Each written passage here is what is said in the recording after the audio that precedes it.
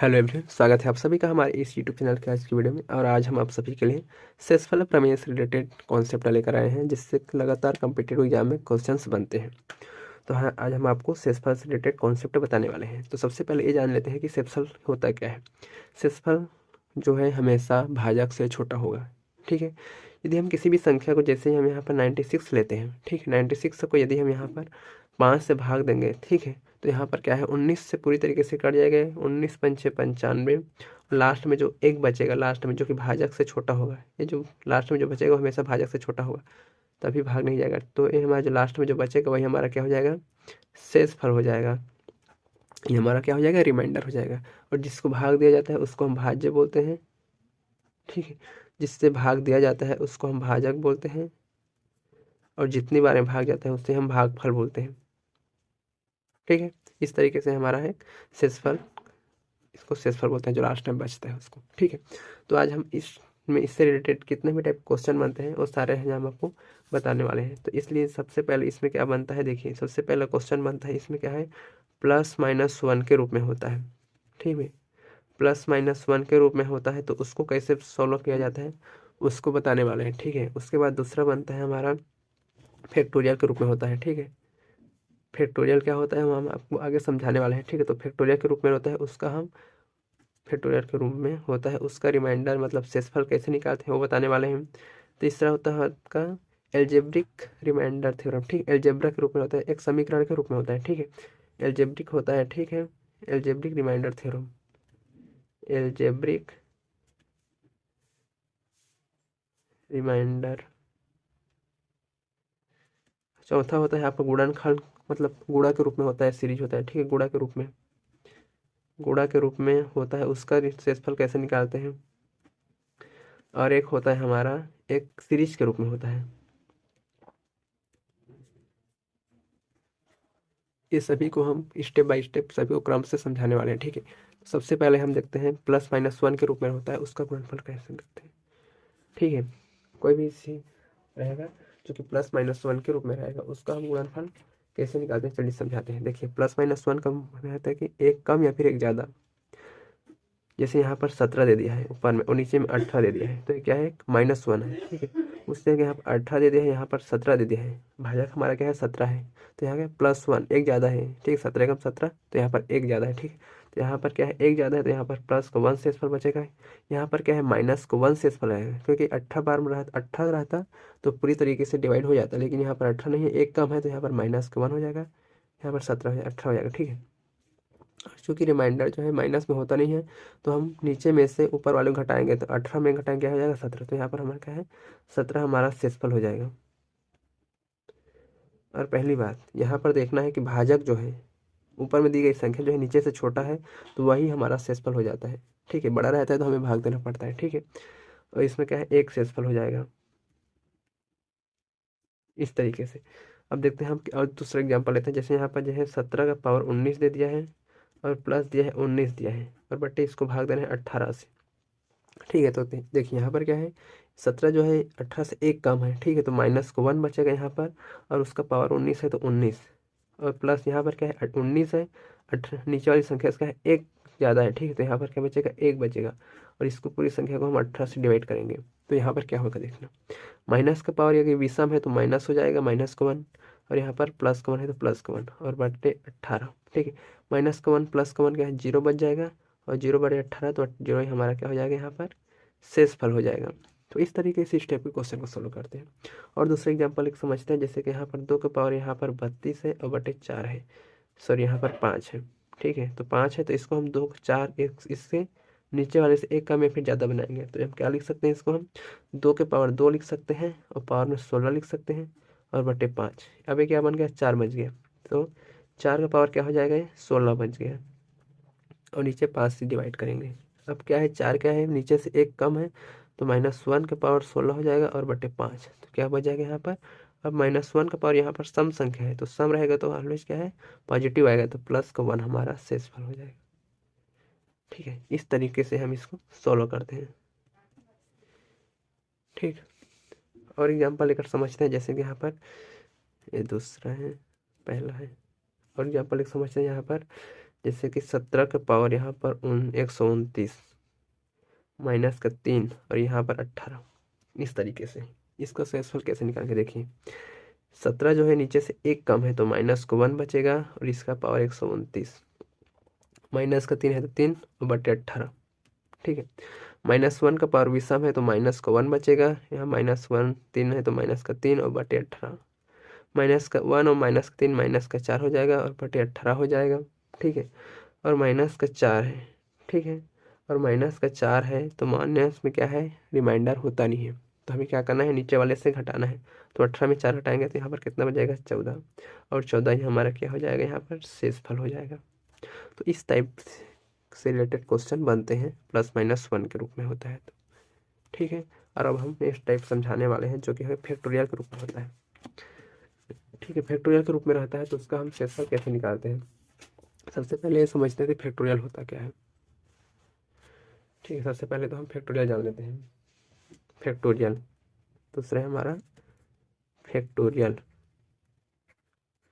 Factorial का sign होता है इस तरीके से या फिर इस तरीके से, ठीक है। फैक्टोरियल का साइन है तो फैक्टोरियल, जैसे कि फैक्टोरियल 2 हो गया तो क्या हो जाएगा, 2 गुणित 1, मतलब उस संख्या से एक कम करते हुए 1 तक जाना है हमें। जैसे यहाँ पे फैक्टोरियल 5 कर दिया तो 5 गुणित 4 गुणित 3 गुणित 2 गुणित 1, ये होता है हमारा फैक्टोरियल। फैक्टोरियल 8 हो गया तो 8 गुणित 7 गुणित 6 गुणित 5 गुणित 4 गुणित 3 गुणित 2 गुणित 1, तो इस तरीके से फैक्टोरियल को लिखा जाता है। और इसी में किस टाइप के क्वेश्चन बनते हैं, चलिए समझाते हैं। देखिए क्वेश्चन 1 क्या हो जाएगा, जैसे यहाँ पर लिख देगा factorial 1 plus factorial 2 plus factorial 3 plus factorial 4, इस तरीके से करते हुए यहाँ पर फैक्टोरियल 19 तक गया है, ठीक है। और इसको हमें भाग देना है यहाँ पर फैक्टोरियल 4 से। देखिए जितने यहाँ पर फैक्टोरियल 4 दिया है या फिर 4 ही दिया रहेगा, ठीक है। जैसे यहाँ पर 4 ही दिया है, ठीक है, तो 4 से यहाँ पर 4 का फैक्टोरियल 4 कहाँ बराबर है, यहाँ पर आएगा, ठीक है। क्योंकि फैक्टोरियल 1 का मतलब होता है 1, फैक्टोरियल 2 मतलब है 2 गुणित 1 मतलब 2, फैक्टोरियल 3 का मतलब है 3 गुणित 2 गुणित 1 मतलब 2 6, और फैक्टोरियल 4 मतलब होता है 4 गुणित 3 गुणित 2 गुणित 1, क्या होता है 24।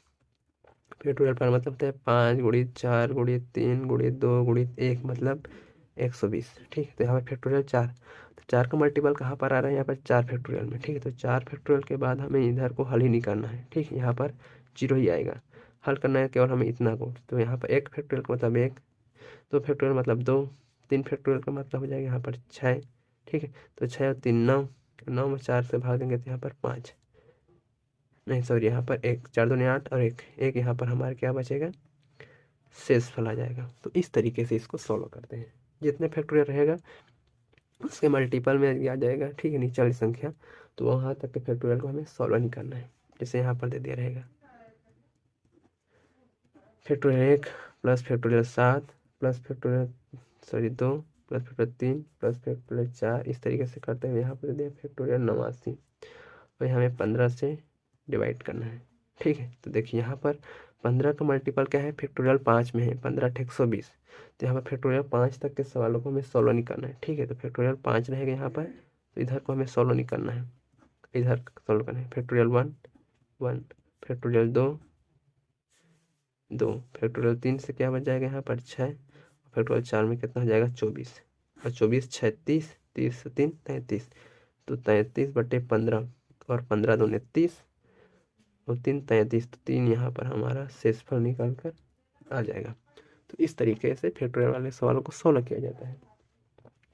और क्वेश्चन लेके चलते हैं तीसरा नंबर का, factorial 1 plus factorial 3 plus factorial 5 plus factorial 7, इसी तरीके से करते हुए फैक्टोरियल 729, ठीक है। और इसको हमें सॉल्व करना है किससे, 7 से। तो 60 का फैक्टोरियल है, 7 में आ जाएगा तो फैक्टोरियल 7 तक हमें इसको सॉल्व ही नहीं करना है, ठीक है, 0 आ जाएगा तक।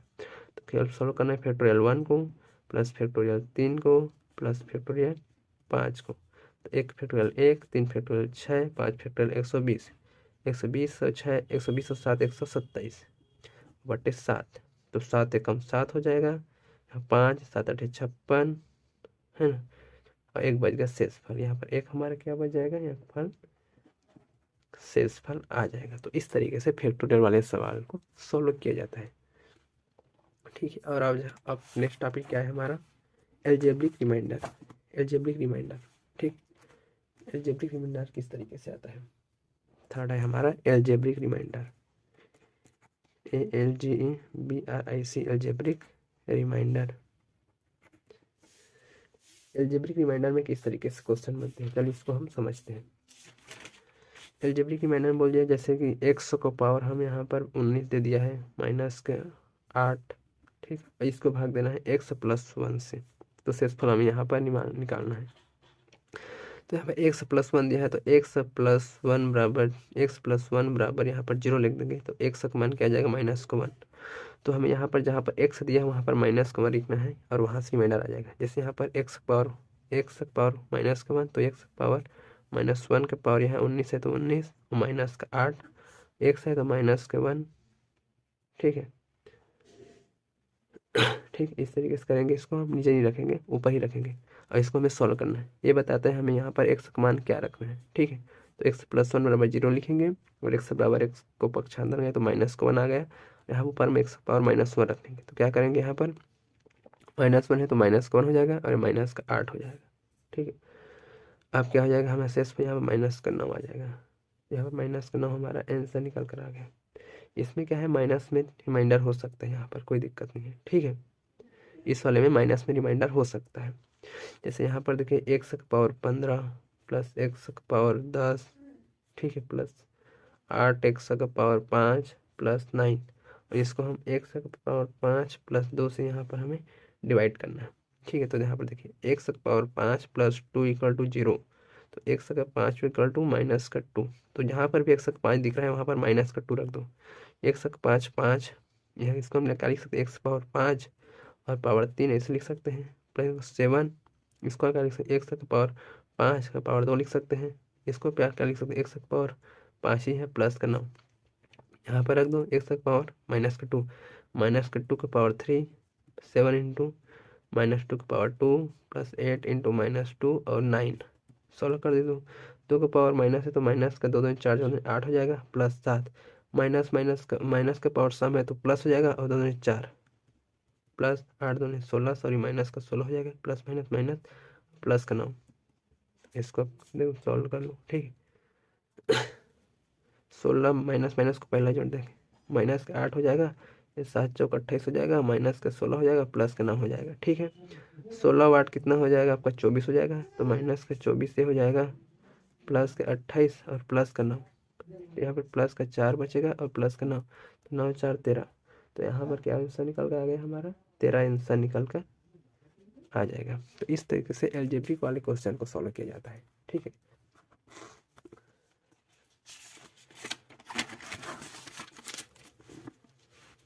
ठीक है, इस तरीके से एल्जेब्रिक वाले क्वेश्चन को सॉल्व किया जाता है। नेक्स्ट टॉपिक है गुणा के रूप में रहता है, उसको कैसे सॉल्व किया जाता है, गुणा वाले रूप, गुणा वाले को, ठीक है, गुणा के रूप में होता है। जैसे यहाँ पर देखते हैं गुणा के रूप में कहा दिया है, ठीक है। जैसे गुणा के रूप में रहेगा इस तरीके से, जैसे यहाँ पर 65 गुणित 63 गुणित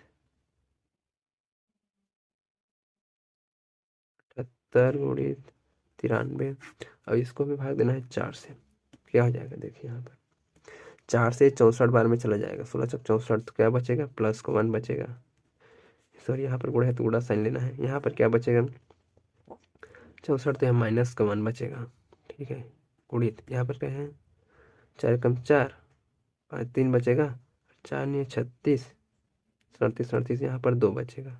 गुणित यहाँ पर कितना बचेगा 4 2 8, 1 बचा, 4 से 12, तो यहाँ पर प्लस का 1 बचेगा, ठीक है। प्लस माइनस को माइनस और 2 एकम 2, तो माइनस का 2 यहाँ पर शेषफल बचेगा, क्योंकि माइनस में शेषफल होता नहीं है तो नीचे से घटा दो, तो 4 माइनस 2 हो जाएगा 2 यहाँ पर आंसर आ जाएगा। इस तरीके से सॉल्व करते हैं स्टेप क्वेश्चन को, ठीक है। आशा करता हूँ ये वीडियो आपको समझ में आया होगा, जो भी हमने आज यहाँ पर बताया। नेक्स्ट वीडियो में फिर से मिलते हैं और कुछ नए टॉपिक के साथ आपको समझाते हैं। जय हिंद, जय भारत।